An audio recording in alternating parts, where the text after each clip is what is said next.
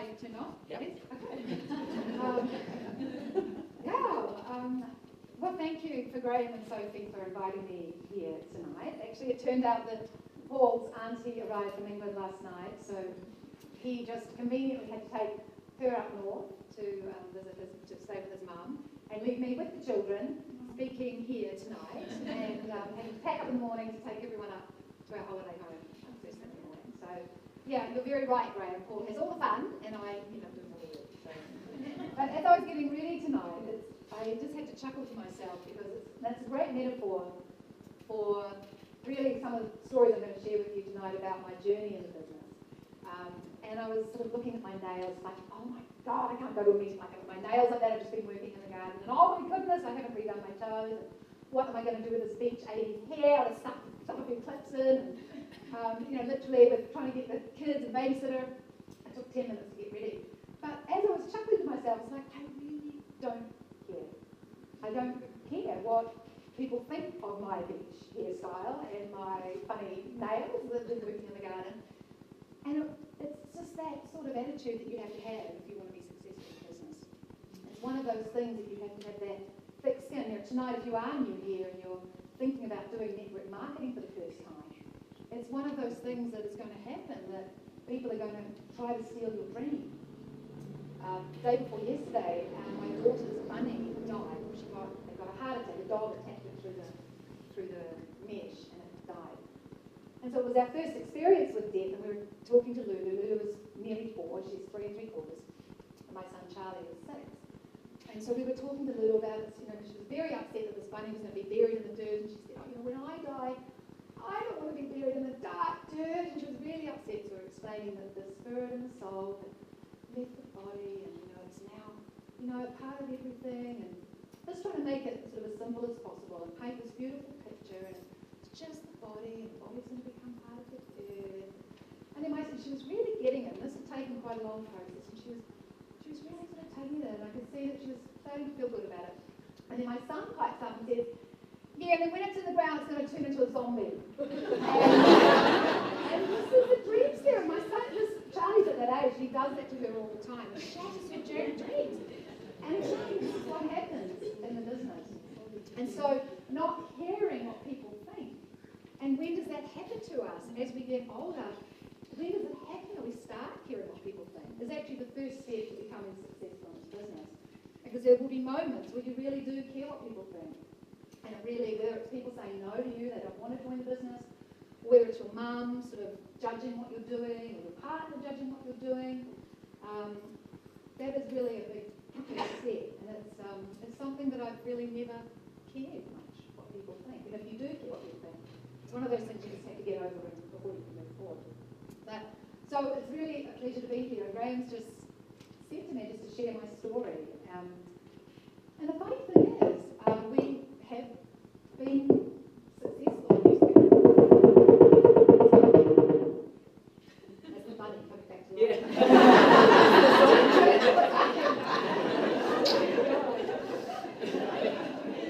We've been successful in New Zealand for quite a long time now.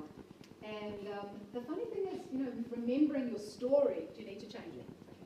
Can I keep talking? Or should we do what my son does? Pause! When I'm telling him, pause, just pause.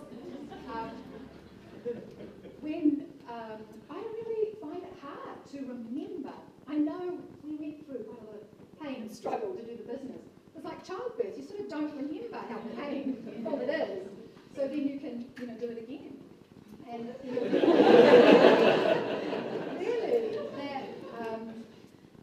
the success of this business, like Mike said, the journey is just so worthwhile, and it's so easy for us to say. I've just been in Jakarta.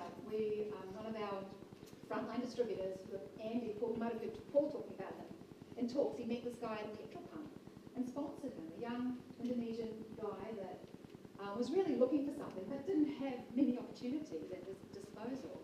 And so he sponsored him, and eventually he moved back to Indonesia and has got one of the fastest growing groups in Indonesia right now. And he turned blue diamond. And And so we went back to recognise him and show and honour his work and effort. In fact, he's got a frontline distributor who became Blue Diamond as well. And so we're in this event in Jakarta, and Lani, some of you might have heard as well, we sponsored Lani in New Zealand a number of years ago, before I retired, so it must have been sort of 10, 11 years ago, 12 years ago, who eventually moved back to Indonesia, and she's got the fastest growing group in Indonesia right now, and possibly one of the fastest growing groups in the world, actually. She had created this event, Success Olympics, and there were 2,000 people in this event, all in our downline. And we just turned up at this event, and everyone wants to take photos with us. And you know, I have to pinch myself. It's like this is our success in this business, and it's really hard to remember that pain and struggle because this just feels like normal now. This is our life. But I will try to remember the childbirth, right? Giving birth to this baby without too many more details. So my background, I joined the business when I was 24, and we were living in Melbourne, Australia. But prior to that, the reason we'd gone to Melbourne was my background is in television and film, and I was a professional singer. We moved to Melbourne for me to get to fulfil my acting career further, take it further, and to do music. We wrote our own songs. We really wanted to become famous rock stars. And so we got to Melbourne, we sort of started chugging away, and my career was going along nicely. But the longer we stayed there, the more disconcerted Paul got. And it was really more about just being in control of his own life. Because even though we were self-employed and we were doing what we love to do, you know, we love music. To this day, it's one of our passions. But we were doing it to make a living. And it really took all the joy out of it, took all the passion out of it. And Paul has just this hunger to be free and not to be answerable to anyone. So we were really, he was looking, I was sort of, yeah, that's great, but I wasn't desperate. And we met at a tram stop, a lady called Luella, and some of you might have heard that story of how she was lost and she was looking for directions. This lady just approached us. We showed her back to her hotel, and in that process, which wasn't very long, it was like 15, 20 minutes, she started talking to us about the business. Paul had pimples at the time, and she was very good, actually, a very good prospector. She was talking about this amazing business that she'd got into, and it's one of these products, and her partner just had this terrible skin, and one of these products and just made her skin look fantastic. And then, you know, she picked up that I was an actor, and that she was in the film industry, and that within a year she'd been able to replace her income, and she'd gone full time, and she wanted to just go to Italy and paint. And so she picked up on all the things that we were looking for, and was able to, I suppose, do a presentation. So we ended up back in her hotel room. She realised that we were a little bit uncomfortable. We're trying to back out of the hotel room. She flipped her flip chart to the average incomes and caught our attention enough for us to take a video home, like a presentation of the business. And the next day, we called her and said, we're really interested. And she said, great, meet me at my hotel, bring your checkbook. And that was it. We got signed up in the business. And there we were living in Melbourne. We were musicians and actors, and we had not been there very long. We didn't know anybody. I was 24, and Luella was from Sydney. So she, that very next day, promptly flew back to Sydney, and we were stuck in Melbourne with no upline. So for those of you who knew, no sort of person to side-by-side teach you and coach you in business, which these days would not be a problem because you've got technology to do that. You know, we didn't even own a fax machine or a mobile phone back then. But we were pretty committed and excited about the business, and I tried the products were incredible, and they really made an impact on both of us. So in that first year, we were really committed, so we thought, and we were building the business and taking a lot of rejection and really not getting anywhere. But, you know, we did everything that we were coached to do. We were very coachable, and I suppose that's, you know, along with not caring what other people think and having a thick skin.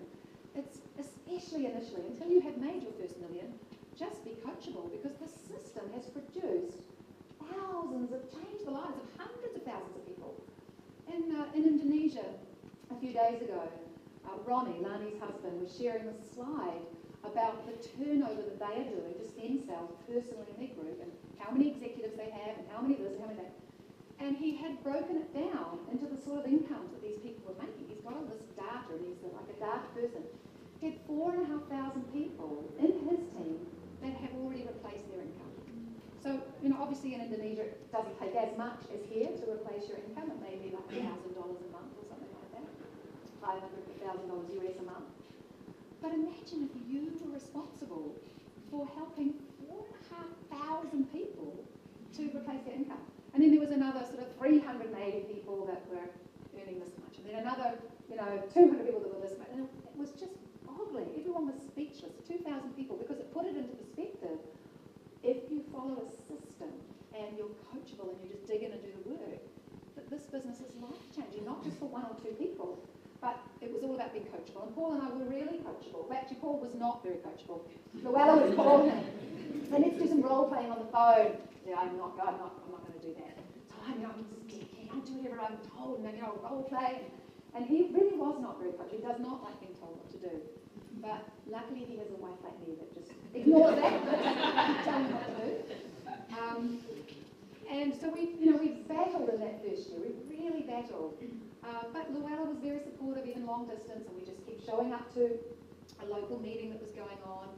And it was pretty much at the end of that first year, Luella called us up one day, and Paul's very good at timelines. I get a bit, but it was, sometime in the business. We got a call from Luella saying, you won't believe it, but Malaysia is going to open. And we'd heard all the success about the people that got involved in Japan at the beginning. As it went from small to big, they made a lot of money.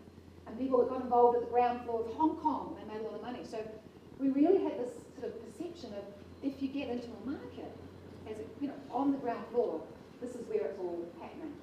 And again, in hindsight, well, certainly as New Skin has developed this whole strategy of launching these new innovations, you never have to leave Auckland ever again to get on the ground floor. And even if you join in 10 years, I can guarantee there'll be another ground floor of something. But in those days, that was sort of what we were told, and what we believed was that we go to this market. So we said, right, great, we're coming, we'll go to Malaysia. It's going to be big. Well, this will be it. This will be the ticket to our success. So we sold our cars and we cancelled all our work, so acting work lined up. We had 6 months worth of music work, because we certainly weren't making anything in New Skin. We had to keep working. Cancelled that all, told the real estate agent we didn't want to rent the house anymore, sold all the furniture, had a garage sale done, and then we get a call from Luella. It's like, oh, now, Malaysia's not opening. Doesn't matter. Let's keep doing the business. It might open, might not open. So for months we lived in this state of, we had to go and bunk on someone's floor. We lived in hotels. We had no money. We had no work, and that was sort of that stage. And then Luella, about sort of a few months down the track, we get this other call from Luella. Right, England's open. Do you want to come with us?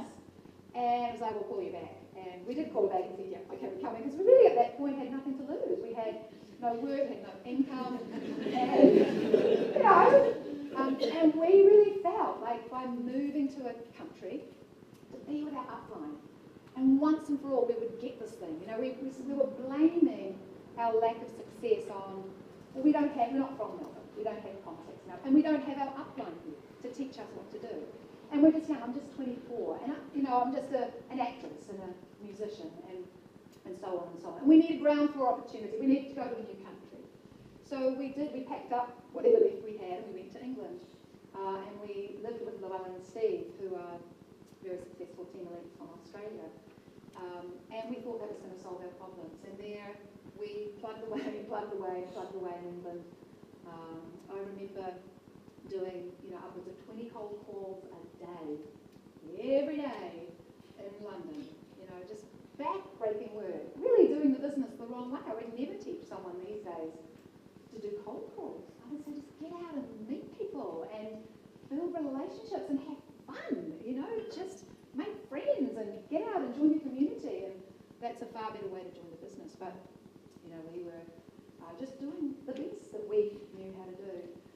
And I think along the way, we became executives, and then we became golds, and we got back to executive, and we become lappers, and got back to scaring too much. Right? And so the memory is coming back. It's all there. Then we get to lappers, and drop back to gold. And we're struggling with our volume. And in those days, you had to do 500 points, personal volume, every month, and have 5 active lines. So you had to have 5 people doing 100 points. Was it 100 points each or 500 points each? 100 points each.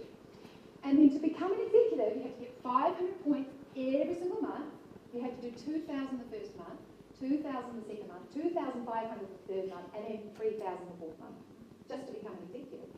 So you're trying to juggle getting your product volume, you're trying to recruit people and build relationships, and the English. Then we started blaming the English. It's like, it's the English. That's why we can't be successful.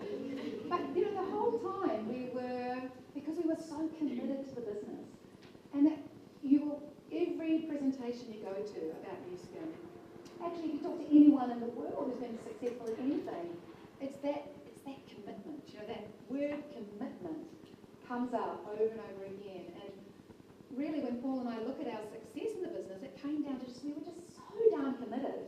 We were stubborn and committed, and we weren't particularly, naturally talented at the business. We both found networking really quite uncomfortable and hard, and we were, but we had to learn how to do it because we wanted the goal, because we had the dream, had the vision, and we knew, without a doubt, that the business worked because we'd met people who'd done it. There was never a doubt for us, and we had thick skins. We didn't care about what people thought. So in England, we sort of started to figure things out, and we figured out that our upline was not going to do it for us. If we want to be successful in the business, we have to be the leader of our business and do it ourselves. So then we heard that Thailand was opening, and I decided I would go to Thailand. See, there was once again, also he'd stay in London, right, where it was comfortable, and everyone spoke English, and there was English lager, and I went to Thailand where no one spoke the language. I didn't speak the language, and I just remember it being such a cultural shock. I didn't go out of my hotel for the first week because it just go out of the street and smells, and of course we didn't have any money, so I wasn't staying at Hilton in Bangkok. I was staying in some back road thing, and in fact, months into staying in Thailand, we were really so struggling financially because Paul was trying to make it in London. We had developed a bit of a team by then. I think we might have been Lapis or something. We actually were sort of developing a little bit of a nice team, and I'd gone to Thailand, but we were juggling this income that we didn't have. We had sold the only house we owned back in New Zealand just to keep the business going, and I ended up having to live in a burnt-out wing of a hotel, the Ambassador Hotel on Sukhumvit Road. John Conley, who's in Luella's business, he's French that lived in Australia, French man, very successful in France now. He found this really cheap accommodation, and it was a burnt-out wing of a hotel. It had no power, and I think there was power in the room, but all the hallways and the stairs going up to the room. I was like on the 3rd level or something. And the owner let us live there really cheaply because it was burnt out. They weren't going to fix it up. And I was living practically on a couple of bucks a day, just on packets of. Meanwhile, Paul was in London, right? Thinking, I'm so conscientious. Like, we have no money, right? I must tighten the belt, do what it takes. Paul does not care about things like that. But eventually he moved to Thailand, and by this stage we're 3 years into the business. In fact, I came across an old check the other day, and it was, I can't even remember, it was like at least 3 years into the business, 3.5 years into the business, and it was for $450. And you ask yourself, would you still be doing the business when your check after 3.5 years was $450? And you travelled to 2 countries by then, right? 2 countries already. Sold a house, your only investment that you had. Sold a house and chewing through your equity. And we sort of in Thailand, we started to get quite frustrated by this point. Luella and Steve are just fantastic upline. They couldn't do the business for us. This business is not about learning the perfect invite or the perfect presentation. That is just something deeper than that, and it's about your own personal transformation. Unfortunately, New Skin has not made a product, right? It will transform you, how you look, how you feel, but that's something in your heart and your mind that you have to develop that switches and says, right, I am ready to do what it takes to be successful. That comes from you. And for some people, it's quite quick. They might have already had lots of experiences in their life, and they're ready to go. And for others, it's long. We have people in our organisation that are only now seeing really fabulous success. They've been in the business 10 years. But they don't regret those 10 years. They've been the most exciting, amazing personal growth of their life. They would not change a thing. But there are times when you question, am I really going to, be successful at this? So we started to get quite frustrated, but we realised, we've just got to find something in us that makes us step up that next level. And we heard that the Philippines was going to open, and we decided we would go and live in the Philippines. So we canvassed around Bangkok, and we got as many contacts as we could, and we went to Manila. And I remember arriving in Manila because we didn't have any money, so we hadn't pre-booked hotels or anything, and we're trying to carry as much as we could so we wouldn't have to pay oversized luggage. And I'm literally carrying like 100 kgs of weight going through looking like nothing. And one of my bags was full of facelift. I don't even know if New Zealand still makes facelift, which is the powder. And very conveniently, my downline, who was the Thai ambassador, the Tourist Authority of Thailand, the director of that, so he sent a lot of British people to Thailand. He told me as we were leaving Bangkok to go to Manila, I've been here, I've been to Manila a few times. One of the things I've heard is they really check your bags, and they could really do you for this powder. They could think that it's something else. But these are all the things that, I suppose because you're young, you're just determined and you really don't care. I'm carrying my bottles and bottles of facelift in, and we get into Manila. We don't know where we're going to live, and we've got no money, and I've got a few contacts. I met this lady called Arlene, and she, after a couple of days of staying in cheap hotel, she takes us around and finally finds us an apartment. And we think, yeah, we can do presentations here. We can do what it takes. We can host little meetings. It'll be great. And in the morning, we wake up to find that the place that we had booked, committed to for a year, is in the red light district. And it's an apartment on the street that only comes alive at 3 in the morning. And when you're inviting people, our script was calling people we don't know, maybe referrals we bought from another country. Hi, it's Kirsty here, and I've got a really great business. Well, what kind of business? Well, it's a big business, right? It's a really big business. Without thinking what these people are thinking, coming to my apartment in the red light district, a big business. So I won't tell them anything about, right? It's quite secretive. And we started building this huge organisation out of a crummy apartment. There were cockroaches in this apartment. I was too scared to get up to the toilet in the night because you would stand on cockroaches. And we started building this enormous business. And this was after renting a beautiful apartment in Mayfair in London, spending all of our savings on this apartment. And, thinking that this was about big centres, and there we started finally to turn the corner in this dusty old apartment. And it was because something in us changed. As we decided to go to Manila, we realised we needed to really start acting like a leader. We can't wait for things to happen for us before we start feeling successful. We have to be successful now. So what is it that these people do? How do they think? How do they speak to people? What's their body language? What is it that they have that's different to someone that does not have success? And we really grew 10 feet tall when we went to Manila, and people were attracted to us because they saw we had a vision, and they saw that we were going to achieve that vision no matter what. And we didn't even know how we were going to achieve that vision. We didn't know how we were going to, we just knew we were going to.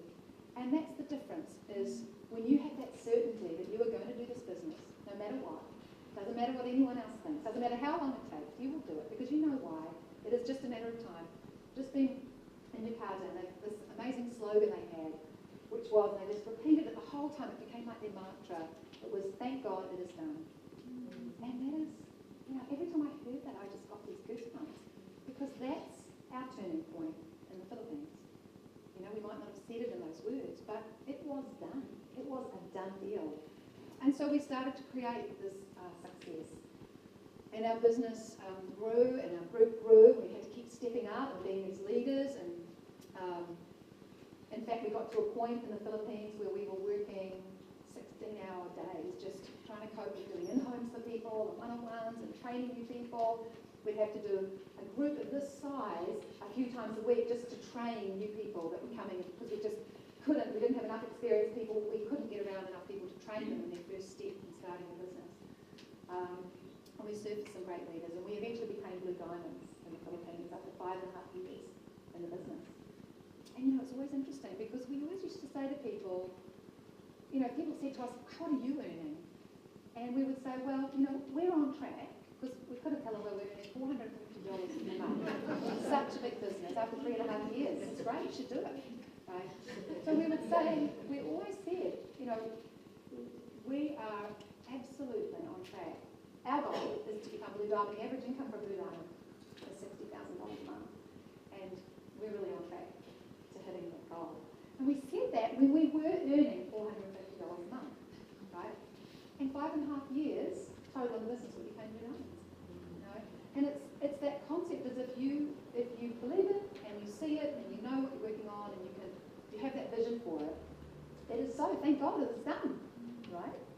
We became Blue Diamonds. We came back to New Zealand and got married and bought a car and a house, and Paul had always dreamed of a BMW, and then half of that we quit in the Philippines, and we realised that true leadership and true success in this business is not about your own glory, and we had realised that, of course, a lot before that, but it was how do you actually put that into practice? How do you actually make sure many thousands of people are successful so that ultimately you're successful? Because it's not just about you getting to Blue Diamond, all the lovely recognition that goes with that and some great checks, but you're not truly successful in this business until many people are successful in this business. So that was a really great lesson for us, a real lesson. We knew it in here, but we really knew it when it happened to us. And so we decided we really wanted to be part of some future growth at New Skin. Singapore was opening, Malaysia opening. We went back and helped to launch those markets, created some great brews, had lots of fun. And it was really between that opening Singapore and being here that we found Lani. As I told you, she's gone back to Indonesia. She has over 2,000 executives in the business. 2,000 executives. I've lost count of how many rubies there are. There's hundreds of rubies in the business. Her goal for 2017 is 600 rubies and 6,000. It's just one distributor in our business, one frontline distributor. We have 2 other power leads in Indonesia doing, with similar goals, doing the same sort of thing. And that's because we learned that last lesson of when you truly give a hand up and teach people what you know and nurture that thing in them that I was talking about, that just be patient and wait for them to get that click of this is about personal growth, this is about me really believing I can do it, and forgetting about the green stealers, your money's not going to turn into a zombie when it's in the ground, and having that thick skin.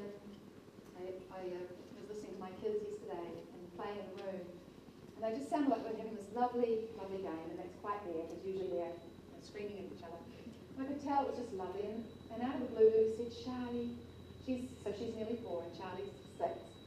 Charlie, when I grow up, I'm going to fall in love with you. She's right into this at the moment, fall into love. And then I was listening, and I could hear Charlie sort of squirming around. She said, yep, Charlie, when we grow up, we're going to fall in love with each other. And Charlie went, oh, God, it's so embarrassing. And he is at that cusp of, when does this happen at 6? Where you care what people think, where you start to worry about things. He will say to me now when he goes to the bathroom, Mum, I need my privacy. And then 2 minutes later, Mum, come wipe my bottom. And so it's like, he's on this cusp of caring what people think. So if you realise that as a child, you did not care what people think. And if you knew that you could have this lifestyle, today, we going to Jakarta, that's just a small thing. I don't do that every day. That's not our normal life. My normal life, I live in Uruguay with Paul, of course, we live together in Uruguay with our 2 beautiful children, of which I've always dreamed about. It's one of the reasons I did New Skin, was to be a mum and be a full-time mum and to have this choice. I homeschool Charlie, who's 6, and we'll homeschool until we choose not to. We'll homeschool Lulu, and we do that because we can, because we love being around our kids, and we love travelling with them. We have a batch up north in Matapauri, where Paul is right now, something on his beer, and we love going up there. We were up there for a month nearly, 3.5 weeks, before we had to go to Jakarta. And we're halfway through this holiday, and we realised, There's a whole lot of mums with kids here, and all the bags are gone. They're all gone.